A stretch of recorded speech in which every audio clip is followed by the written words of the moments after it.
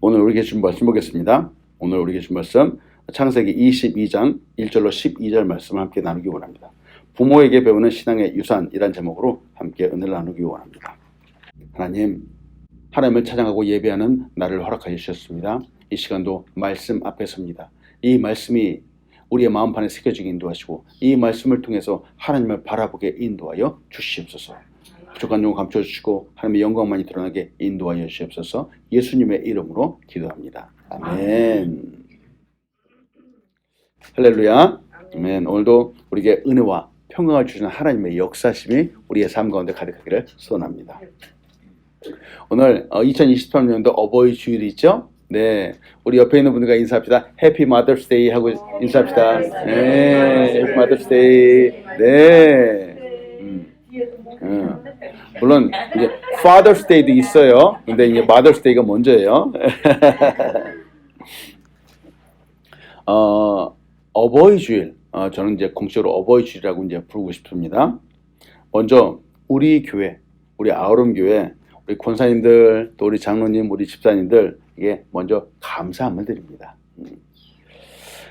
요새 우리 하루하루 쉽지 않은 날들을 살아가고 있습니다. 참 어려운 시기를 지나가고 있습니다. 근데 이 시기에 그래도 지금까지 강건하시고 또 변함없이 하나님을 사랑하시는 여러분 한 분 한 분에게 너무 감사함을 드립니다. 아멘. 또한 우리를 교회를 사랑하시죠? 사랑하셔서 늘 기도해 주시고 함께 공동체를 이루어 가시는 여러분의 모습 하나하나가 너무 귀하고 아름답습니다. 아멘. 자, 그뿐만이니까 여러분 정말 잘하셨습니다. 그동안 아버지의 사명도 잘 감당해 주셨습니다. 또 어머니의 사명도 잘 감당해 주셨습니다. 또 친구, 또 사람들과의 관계들도 잘 가르쳐 주셨습니다. 정말 참 대단하다라는 생각이 들죠. 말씀 묵상하면서 제가 문득 아주 어렸을 때 생각이 났습니다. 저의 고등학교 시절 생각이 났습니다. 고등학교 때 이제 수업을 듣고 있었는데 앞에서 선생님이 막 수업을 하다가 한번 질문을 하신 거예요. 학생들에게. 너희들은 누구를 제일 존경하는가? 선생님이 이렇게 질문했어요. 존경하는 사람. 그러자 이제 여기저기 이제 대답이 나오죠. 누구는 저는 링컨을 존경합니다. 그리고 또 누구는 저는 이순신 장군을 존경합니다. 저는 세종대왕이 너무 좋습니다. 막 이렇게 대답이 나오는 거예요. 그래도 사람들이 학생들이 좀 배웠다고 세계적 역사를 이끈 사람들, 위대한 위인들의 이름을 하나둘씩 다 대기 시작을 했습니다. 근데 조금 지났는데 저쪽 한쪽 구석에서 한 친구가 손을 번쩍 들고 얘기를 하는 거예요. 저는 저희 아버지를 존경합니다. 딱 그러는 거예요. 아버지를 존경한다라고 이 말이 나오자마자 모든 반 친구들이 모두 하나같이 우와 그러는 거예요. 대단하다라는 거죠. 한참 있다가 이제 생각을 했죠. 참 이상합니다. 아버지를 존경한다라고 하는데 왜 아이들의 반응이 다 우와라고 이렇게 대답을 했을까? 부모님이잖아요. 우리를 낳아주셨고 또 길러주셨고 또 자녀들을 위해서 사랑과 헌신과 수고를 마다하지 않으신 분이지만 근데 이 아이들의 마음속에 아이들의 눈에 다른 아이들의 눈에 그 부모님이 아버님이 존경스러워 보이지 않는다는 거예요. 그래서 누군가가 나의 부모를 존경한다 라고 그러면은 이야 대단하다 라고 이렇게 보게 된다는 거죠. 생각해 봅니다. 왜 부모님들이 이 아이들 자녀들의 눈 가운데 존경스러워 보이지 않게 되었을까? 물론 사랑하겠죠. 근데 존경스러워 보이지 않는다라는 그런 이유들이 좀 있는 것 같습니다. 왜 그럴까? 부모님들의 삶의 구석구석, 삶의 모든 디테일한 부분들이 아이들의 눈에 보이기 때문에 그렇습니다. 이해가 되시는지요? 함께 살지 않는 사람이라면 여러분 보십시오. 아까 위인들 얘기했잖아요. 책을 통해서 어떤 이야기나 소식들을 통해서 그 사람의 장점, 잘한 부분만 부각되어서 사람들에게 보여줄 겁니다. 그렇죠? 이렇게 좋은 부분만을 보게 된다면은 아마 그 사람은 누구나 다 존경받을 수 있을 겁니다. 그런데 우리 부모님들 한번 보는 거예요. 부모는 자녀들에게 잘하는 것도 있겠지만 부모라고 해서 어디 완벽한지요. 실수도 하기도 하고 또 못난 부분도 있기도 하고 또 부족한 부분들도 있고 참 이렇게 걸러지지 않는 그런 부분들도 변함없이 자녀들의 눈에 들어오게 되는 거죠. 자, 이런 모습들, 부족한 모습들을 볼 때 아이들은 존경스럽지 않다라고 이렇게 말하게 되는 것이기도 합니다. 때문에 여러분이 나누고 싶은 것이 바로 이거예요. 여러분, 함께 살아간다. 사랑하는 사람이건 부모, 자식간이건 함께 살아간다라고 하는 것은 결코 쉬운 일이 아닙니다. 결코 쉬운 일이 아닙니다. 그런데 하나님은 우리에게 이렇게 함께 살아가라 라고 우리에게 말씀해 주신다라고 하는 거죠. 그래서 여러분과 나누고 싶은 건 첫 번째가 이겁니다. 하나님은 우리에게 사명을 주셔서 타인과의 관계를 이루며 살아가게 인도하십니다. 이게 사명이에요, 사명. 그리스도인의 사명뿐만이 아니라 이 세상을 살아가는 모든 사람들의 사명입니다. 다른 사람과 함께 살아갈 때 바로 우리는 각자에게 주어진 역할이 있습니다. 누구나 이 세상을 시작할 때는 바로 어린 아이의 역할을 감당하게 되죠. 일단 어린 아이, 바로 자녀 역할을 하게 되죠. 그리고 이제 조금 커갑니다. 커가면 또 친구들을 만나면서 친구끼리의 역할도 감당하게 됩니다. 그러다가 결혼하고 아이를 낳게 되면 그때부터 부모의 사명, 부모의 역할을 감당하게 되는 겁니다. 인생에서는 그 나이에 따라서 인생의 스테이지라고 하죠. 때에 따라서 감당해야 되는 사명이 있습니다. 누구나 다 그렇죠. 우리 권사님들도 40년 전, 50년 전에는 아마 누군가의 딸들, 아들이었겠죠? 자녀였겠죠?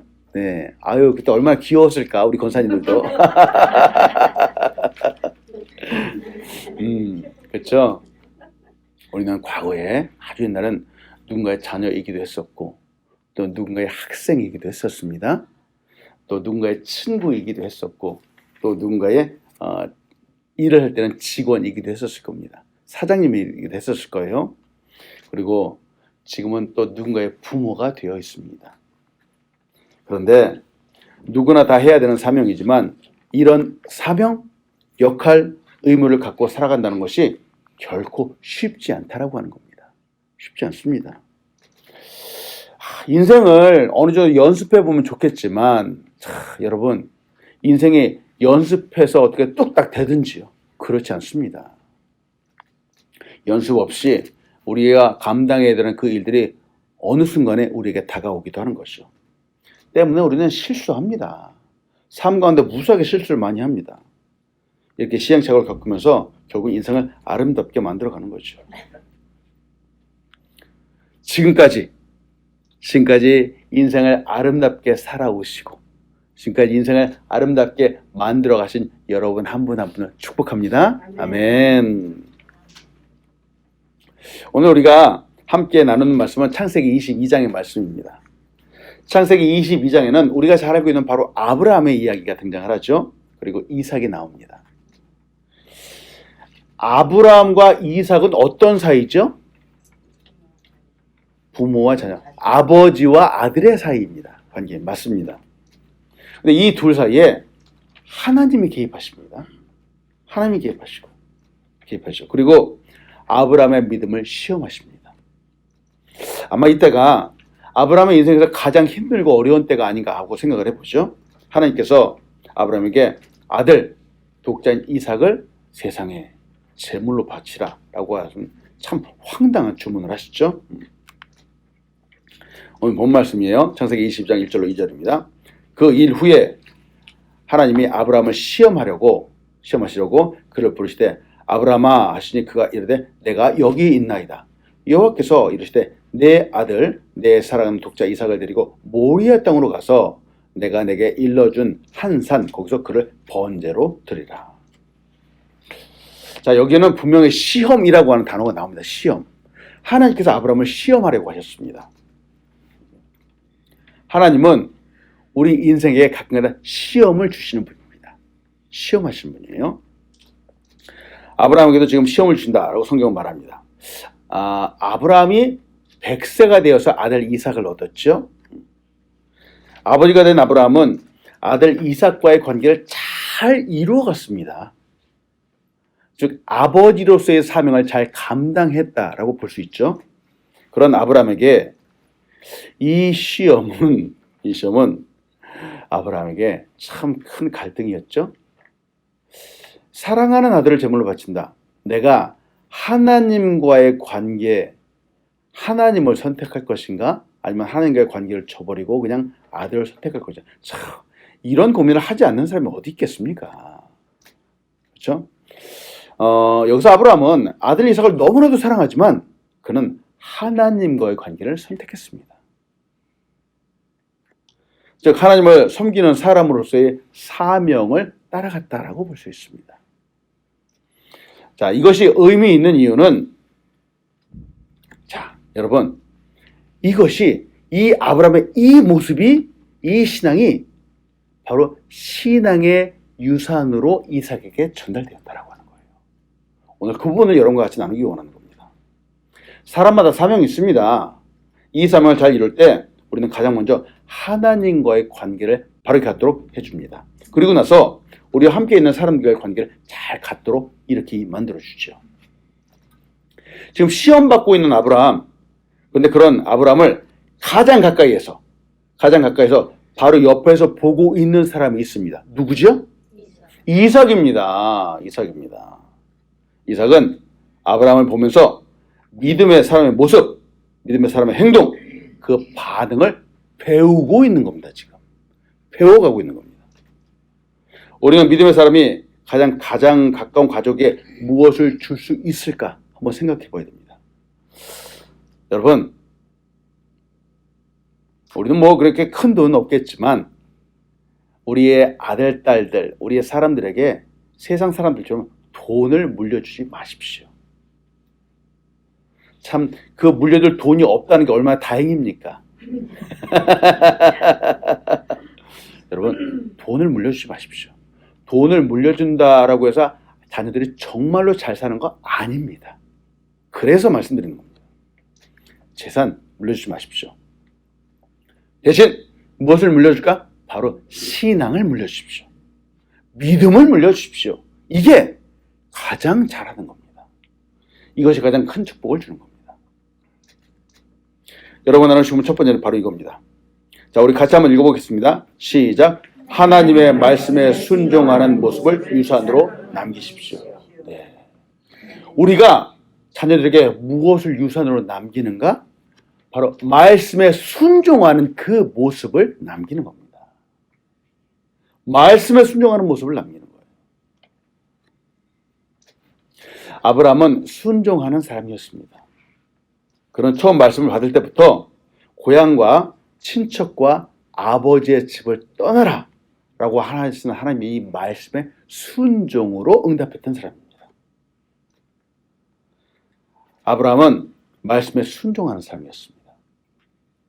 우리가 잘 알고 있는 창세기 12장이잖아요. 12장 아브라함이 부름받을 때의 모습이에요. 12장 4절부터 5절까지 말씀이에요. 이에 아브라함이 여호와의 말씀을 따라갔고 롯도 그와 함께 갔으며 아브라함이 하란을 떠날 때 75세였더라. 세상에 할아버지가 말이죠. 아브라함이 그의 아내 사레와 조카 롯과 하란에서 모은 모든 소유와 얻은 사람들을 이끌고 가나안 땅으로 가려고 떠나서 마침내 가나안 땅에 들어갔더라. 자, 저는 말씀 보면서 항상 저의 삶 가운데 적용한다고 그랬죠. 75세예요. 75세인데 하나님이 갑자기 딱 기도하는 중에 너는 모든 거 다 정리해서 내가 지시할 땅으로 가라. 그러면 여러분 아멘 그러고 따라갈 수 있겠습니까? 결코 쉽지 않은 겁니다. 쉽지 않은 겁니다. 근데 아브라함은 보세요. 처음부터 하나님의 말씀에 순종하는 사람이었습니다. 토달지 않았습니다. 그는 하나님의 말씀이 있었을 때 하나하나 이것저것 따지지 않았습니다. 하나님, 제가 지금 좀 바쁩니다. 하나님 보십시오. 제 나이가 75세입니다. 지금 경기도 좋지 않다 그러는데 하나님, 지시할 땅으로 가라 그러셨죠? 거기 가면은 돈도 많이 벌고 더 잘 살게 됩니까? 이렇게 물어보지도 않았습니다. 아브라함은 보십시오. 하나하나 인간적으로 따지면 하지 못할 상황들이 많았습니다. 그런데 저 못해요 라고 하지 않았습니다. 순종으로 나아갔죠. 지금 사랑하는 아들 이삭과 함께 있을 때에도 하나님께서 이삭을 제물로 바치라 라고 하니까 그런 이런저런 핑계대지 않았습니다. 바로 다음날 즉각 순종했습니다. 창세기 22장 3절이에요. 우리 같이 한번 읽어보겠습니다. 시작. 아브라함이 아침에 일찍 일어나 나귀의 안장을 지우고 두 종과 그의 아들 이삭을 데리고 번제에 쓸 나무를 쪼개어 가지고 떠나 하나님이 자기에게 일러준 곳으로 가더니. 자, 22장 2절과 3절 사이에 아브라함이 밤에 일어나서 머리를 싸매고 고민하였더라 그러라고 문장이 없어요. 하나님이 눈물을 흘리며 하나님 돌이켜 주십시오라고 기도했다라고는 문장이 없어요. 가라라고 하니까 아브라함이 바로 다음날 아침에 일찍 일어났어요. 그리고 모든 것들을 다 채비해서 갔어요. 순종했어요. 아브라함은 하나님 말씀에 즉각적으로 순종하는 삶이었습니다. 자, 그래서 여러분과 나누고 싶은 건 바로 이거예요. 자, 즉각적으로 순종하는 이 모습을 지금 누가 보고 있죠? 이삭이 보고 있는 겁니다. 여러분, 이걸 남겨주라고 하는 겁니다. 이거를 우리의 자녀들에게, 우리의 사람들에게 남겨주자라고 하는 겁니다. 하나님 말씀에 즉각적으로 순종하는 모습들.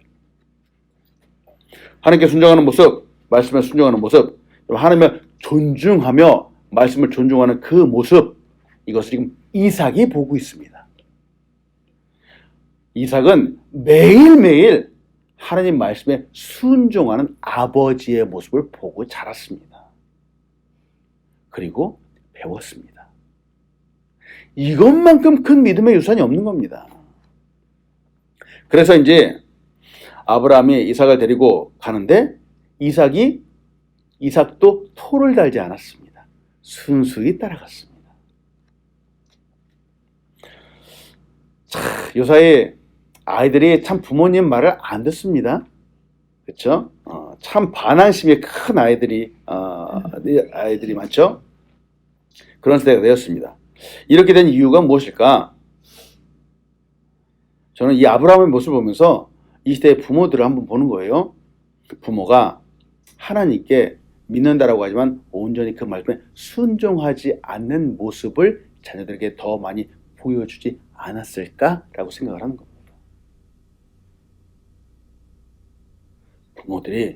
부모들이 하나님 앞에서 예배하지만 정말 말씀에 순종하는 그 모습들을 많이 보여주지 못하는 겁니다. 이것을 바로 옆에 있는 자녀들이 보고 배우는 겁니다.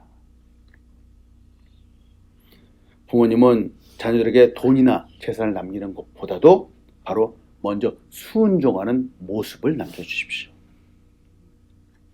우리 자녀들의 마음속에 우리 부모님은 하나님을 사랑하는 분이야. 우리 부모님은 하나님 말씀에 순종하는 분이야 라고 하는 이런 이미지를 남겨주십시오. 이것만큼 큰 유산이 없습니다. 이는 가장 귀한 유산이죠. 놀라운 유산입니다. 자, 아브라함은 순종하는 모습을 보여줬죠. 두 번째, 아브라함은 또 무엇을 유산을 남겼을까? 바로 예배입니다. 두 번째 같이 나누고 싶은 건 예배를 유산으로 남기십시오. 순종과 함께 바로 예배를 남기는 겁니다. 예배는 하나님을 경외하는 것이죠. 하나님을 가장 높이는 그런 모습입니다. 아브라함은 예배자였죠. 네. 하나님께서 아브라함에게 모리아산으로 가라고 하셨을 때 거기서 번제를 드리라라고 하셨죠. 번제를 드리라라고 하는 그 이야기는 바로 제사, 예배를 드리라라고 하는 말입니다. 창세기 22장 4절 6절입니다. 제3일에 3일 동안 모리아산을 향해서 간 거예요. 아브라함이 눈을 들어 그곳을 멀리 바라본지라 이제 번제할 곳에 가까이 왔어요. 이에 아브라함이 종들에게 이르되 너희는 나귀와 함께 여기서 기다리라. 내가 아이와 함께 저기 가서 예배하고 우리가 너에게 돌아오리라고 아브라함이 이에 번제 나무를 가져다가 그의 아들 이삭에게 지우고 자기는 불과 칼을 손에 들고 두 사람이 동행하더니 라고 말합니다. 아브라함은 종들에게 예배하고 올 것이다 라고 말했죠. 예배하기 위해서 준비해야 되는 번제하는 나무, 불, 칼 이것들을 그대로 들고 이삭과 함께 갔습니다. 자, 이삭이 보세요. 번제하는 나무를 들고 불을 들고 칼을 갖고 가는 이 모습을 이상하게 보지 않았습니다. 왜? 아브라함은 늘 이런 걸 갖고 예배하는 아버지였기 때문에 그렇습니다. 예배하는 아버지였어요. 그래서 아브라함이 지금 이때도 나무와 불과 칼을 갖고 가는 이 모습들은 이삭에게는 너무나도 자연스러운 모습이었다고 하는 거예요. 그런데 아브라함의 예배는 진정으로 여호와 하나님께 드리는 예배였습니다. 자신의 욕심이나 다른 헛된 신에게 예배하지 않았습니다. 여호와를 위해서 단을 쌓았죠. 자, 아브라함이 왜 예배자였는가? 보세요. 예배를 정말 하나님께 드리는 사람이었기 때문에 그렇다는 거예요. 창세기 13장이에요. 12장에서 아브라함이 부름받았죠. 고향과 친척을 떠났어요. 떠나면서 이제 그 다음에 아브라함이 예배하는 모습이 나옵니다. 창세기 13장 1절부터 4절입니다. 아브라함이 애굽에서 떠나 그와 그의 아내와 모든 소유와 롯과 함께 네겝으로 올라가니 아브라함이 가축과 은과 금이 풍부하였더라. 그가 네겝에서부터 길을 떠나 베델의 이름에 베델과 아이 사이 곧 전에 장막 쳤던 곳에 이르니 그가 처음으로 제단을 쌓은 곳이라. 그가 거기서 여호와의 이름을 불렀더라. 제단을 쌓았어요. 제단을 쌓으면서 즉 예배했다는 거야. 예배해서 거기서 여호와의 이름을 불렀어요. 즉 아브라함은 처음에 예배를 할 때서부터 이 예배 대상이 누구인지 명확하게 알았습니다. 즉 예배를 잘 드리는 사람이었다라고 하는 거예요. 이 본문을 나눈 이유는 자 창세기 13장 2절이에요. 자, 맨 위에 한번 보세요. 두 번째 줄. 아브라함에게 가축과 은과 금이 풍부하였더라라고 성경은 말하고 있어요. 가축과 은과 금이 풍부하였다? 가축과 은과 금이 풍부하였으면은 일반적인 사람이라면은 사실은 더 가지려고 합니다. 욕심을 냅니다. 옛날이나 지금이나 사람들의 마음속에 물질에 대한 욕심, 더 갖고자 하는 욕망이 있는 거 사실입니다. 그래서 사람들이 하나님을 섬기는 것이 아니라 바로 물질을 섬긴다라고 하는 겁니다. 예배자로 살아가던 아브라함이지만 가축도 많았고 은도 많았고 금도 많았지만 아브라함은 그것을 예배하지 않았습니다. 지금 아브라함은 하나님을 예배합니다. 여호와 하나님을 예배하는 거예요. 성경은 괜히 가축과 은과 금이 많았다라고 괜히 기록하는 것이 아닙니다.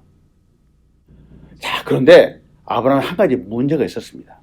가축과 은과 금이 많았지만 지금 아브라함 가운데 예배하는 것이 조금 문제가 생겼습니다. 아브라함은 하나님을 예배할 줄 아는 사람이었는데 그의 마음이 지금 흔들리기 시작했습니다. 아브라함은 과연 무엇을 예배했을까? 그의 아들 이삭을 예배했습니다. 바로 이게 문제죠. 이삭을 너무나도 사랑했죠. 정말 눈에 넣어도 아프지 않은 아들이었습니다. 하나님께서 아브라함에게 모리아산으로 가라고 하신 이유가 바로 여기 있는 겁니다. 바로 아브라함을 시험하신 이유가 바로 여기 있는 겁니다. 자, 2절을 다시 한번 봅니다.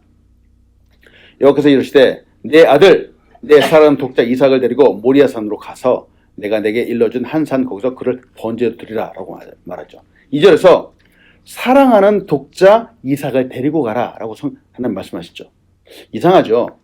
하나님이 우리 인생을 창조하신 하나님이 부모가 자녀를 사랑한다는 것을 모르셔서 이렇게 하셨을까?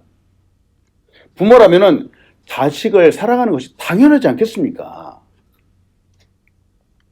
그런데 하나님은 유독 사랑하는 독자 이삭이라고 강조해서 말씀하시는 겁니다. 그리고 그 사랑하는 이삭을 제물로 바치라 라고 말씀하시는 거죠. 이유는 지금 현재 아브라함의 마음속에 이삭이 하나님보다 더 커졌기 때문입니다. 그의 마음속에선 이삭을 사랑하는 것을 넘어서서 바로 이삭을 예배하는 대상으로 삼았기 때문에 그럽니다. 제가 쉬운 말로 그거 있잖아요. 하나님 없이는 조금 힘들겠지만 저 이삭 없이는 못 살아요. 이렇게 나온 거예요, 지금 아브라함이. 그래서 하나님이 말씀하신 겁니다. 바로 이 부분을 나눕니다. 여러분, 우리도 세상을 살아가면서 물질을 참 좋아할 수 있습니다. 물질을 너무 죄악적으로 보지 마십시오. 너무 미워하고 싫어하지 마십시오. 물질 중요합니다. 우리가 이 세상을 살아가는 중요합니다. 그런데 물질보다 하나님을 중요하게 여기십시오. 바로 이거예요. 하나님보다 물질이 앞서면 안 됩니다. 자녀도 그렇죠? 자녀 사랑하죠. 그런데 하나님보다 자녀가 앞서면 안 됩니다. 지금 아브라함이 이삭을 그렇게 사랑하고 있습니다. 아브라함의 마음에는 지금 이삭이 가득했습니다. 그래서 하나님께서 시험을 하신 거죠. 시험을 통해서 참 예배의 대상을 바르게 세우기 원했습니다. 우리의 삶에도 예배를 받으시는 분, 바로 하나님이 늘 중심에 있기를 축원합니다. 아멘. 자, 보십시오. 이런 부분, 바로 이 부분이에요. 우리가 하나님을 가장 소중한 분으로 여긴다. 그리고 하나님께 늘 예배한다라고 하는 이 모습을 바로 가장 가까이 옆에서 우리 자녀들이 보고 있다라고 하는 겁니다. 보고 있다라고 하는 겁니다. 자녀뿐만이 아니라 우리 주변에 있는 사람들도 우리의 모습을 봅니다. 우리의 잘된 부분을 보고 배우면 좋겠지만 문제는 이런 잘못된 부분들을 보고 배우는 때가 참 많습니다. 물질을 사랑하는 모습을 보고 배우기도 하고 하나님을 제껴두고 사람을 사랑하는 그런 모습을 보고 배우기도 합니다. 말씀을 잘 안 보고 기도도 잘 안 하고 하는 이런 부분들을 우리 자녀들을 보고 배운다는 것이 문제입니다. 우리는 그렇지 않죠? 어떤 사람은 돈에 벌벌벌 떠는 거예요. 여러분, 돈에 떨지 마십시오. 돈에 너무 매몰차게 하지도 마십시오. 돈의 주인이 내가 아니라 하나님이라고 우리 자녀들에게 보여주십시오. 바로 이게 중요한 겁니다. 돈의 주인이 내가 아니라 하나님이다 라고 하는 이 모습을 가장 쉽게 표현하는 것이 바로 11조이시죠. 11조. 우리는 11조를 드리면서 하나님, 나의 모든 소유, 나의 모든 물질의 주인은 바로 하나님 당신이십니다 라고 선언해 드리는 겁니다. 우리가 남겨야 하는 것은 하나님을 사랑하는 모습입니다. 하나님께 예배하는 모습이죠. 바로 예배의 유산입니다. 오늘도 이 믿음의 유산, 예배를 남기는 우리가 되기를 축원합니다. 아멘. 사실 이것이 가장 값진 유산입니다. 세 번째로 무슨 유산을 남길 것인가? 자, 우리 같이 한번 읽어보겠습니다. 시작. 하나님 경외함을 유산으로 남기십시오. 네. 예배한 것을 넘어서 이제 하나님 경외하는 거예요. 경외함을 유산으로 남기는 겁니다. 경외함이라고 하는 단어를 여러분 오해하지 마십시오. 우리는 경외함 그러면 fear, 두려움으로 해석하는 경우들이 참 많습니다. 두려움이라고 하면 하나님이 너무 무서워서 하나님 앞에서 막 벌벌 떨면서 막 정신 못 차리는 그런 모습들을 말하는 거예요. 근데 경외함은 그렇지 않습니다. 그렇지 않고요. 그런 모습들이 물론 이 경외감에 들어가기도 하지만 사실은 하나님은 크신 분이다. 위대하신 분이다. 높으신 분이다. 놀라우신 분이기 때문에 하나님의 그 영광에 감탄한다라고 하는 그런 모습들이 바로 경외함의 바른 표현입니다. 감탄하고 감격하는 것이죠. 세상의 그 어느 무엇보다도 하나님을 우선으로 모시는 것이 바로 하나님을 경외하는 것입니다. 하나님을 두려워서 벌벌 떠는 것이 아닙니다. 자, 창세기 22장 9절로 12절입니다. 하나님이 그에게 일러주신 곳에 이른지라 이에 아브라함이 그곳에 제단을 쌓고 나무를 버려놓고 그의 아들 이삭을 결박하여 제단 나무 위에 놓고 손을 내밀어 칼을 잡고 그 아들 잡으려 하니 여호와의 사자가 하늘에서부터 그를 불러 이르시되 아브라함아 아브라함아 하시는지라 아브라함이 이르되 내가 여기 있나이다 하며 사자가 이르되 그 아이에게 내 손을 대지 말라 그에게 아무 일도 하지 말라 내가 내 아들 내 독자까지도 내게 아끼지 아니하였으니 내가 이제야 내가 하나님을 경외하는 줄을 아노라. 아멘. 아브라함이 사랑하는 아들을 정말로 제물로 드리고자 했습니다. 정말로 제물로 드리고자 했습니다. 이 모습 참 미쳤다라고도 볼 수 있겠죠. 근데 정말로 제물로 드리고자 하는 바로 이 모습 속에서 이 행동 속에서 하나님 당신이 제일 소중한 분입니다 라고 하는 그 모습이 담겨 있는 겁니다. 이삭보다 하나님을 더 높이고 하나님을 더 소중하게 여긴다라고 하는 그 마음이 나타나고 있는 겁니다. 보십시오. 성경은 이와 같은 아브라함의 모습을 보면서 보십시오. 이제야 내가 하나님을 경외하는 줄을 아노라 라고 이렇게 말한다는 거예요. 하나님을 경외한다. 하나님을 가장 존중한다라는 거죠. 자, 이 아브라함의 모습을 보면서 세상 사람들은 생각하죠. 좀 이상하게 볼 수 있습니다. 아니 어떻게 부모가 자녀를 그럴 수 있는가? 근데 그렇지만 보십시오. 하나님을 경외하는 믿음, 하나님을 가장 높이는 믿음, 이것은 고귀한 신앙의 유산이라고 하는 겁니다. 바로 이것이 신앙의 유산입니다. 이런 부모라면은 어떠한 상황에서도 하나님을 경외하는 부모라면은 자녀는 그 부모를 존경할 것입니다. 바로 이 부분 여러분 놓치면 안 됩니다. 여러분 예배합니다. 하나님을 경외합니다. 하나님을 섬깁니다. 그런데 이 세상의 다른 무엇과도 비교할 수 없이 정말로 하나님을 경외하십시오. 바로 그때 우리의 자녀들뿐만 아니라 우리 주변에 있는 사람들은 바로 그 사람을 존중하게 될 것입니다. 존경하게 될 것입니다. 잠언 1장 7절입니다. 자, 우리 같이 한번 읽어볼까요? 시작. 여호와를 경외하는 것이 지식의 근본이거늘 미련한 자는 지혜와 훈계를 멸시하느니라. 여러분 삶의 모든 순간순간마다 예배뿐만이 아니라 모든 순간마다 우리 하나님을 경외하며 살아가십시오. 이것이 존중함을 받는 사람의 태도이며 이것이 우리 사람들에게 물려줄 수 있는 가장 위대한 유산입니다. 자, 말씀 마칩니다. 하나님을 존경함으로 가장 귀한 믿음의 유산을 남기는 우리 한 사람 한 사람 되길 간절히 축원합니다. 믿음의 유산을 남기자라고 했죠. 믿음의 유산을 남기는 건데 믿음의 유산을 남길 때 꼭 자녀들에게만 남기는 것이 아닙니다. 믿음의 유산은 바로 내 옆에 있는 사람에게도 남기는 거예요. 내 친구들에게도 나와 함께 있는 사람에게도 남기는 겁니다. 가장 가까이 있는 사람에게 남기는 거죠. 제가 가끔가다 보는 말이 있습니다. 자, 탈무드에 이런 말이 있어요. 물고기 한 마리를 주는 것보다 물고기 잡는 법을 가르쳐라 라고 말합니다. 자, 이 말을 우리의 삶에 한번 적용해 볼게요. 자녀들에게 돈을 주지 말고 돈 버는 방법을 알려주라 라고 하는 거예요. 이해되시죠?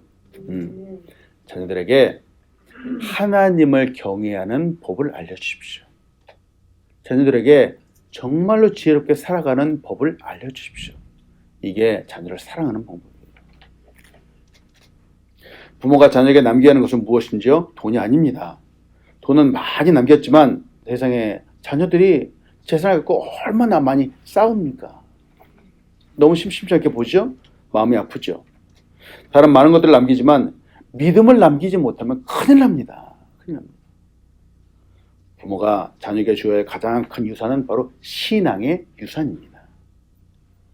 이는 말씀에 순종하는 모습이며 예배하는 모습이며 하나님을 경외하는 모습입니다. 아브라함의 모습을 통해서 이삭, 바로 이삭이 보고 듣고 배웠습니다. 믿음의 유산은 천만금보다 귀한 유산입니다. 오늘도 우리의 모습, 믿음의 모습, 이 세상을 이기는 유산이 되길 간절히 축원합니다.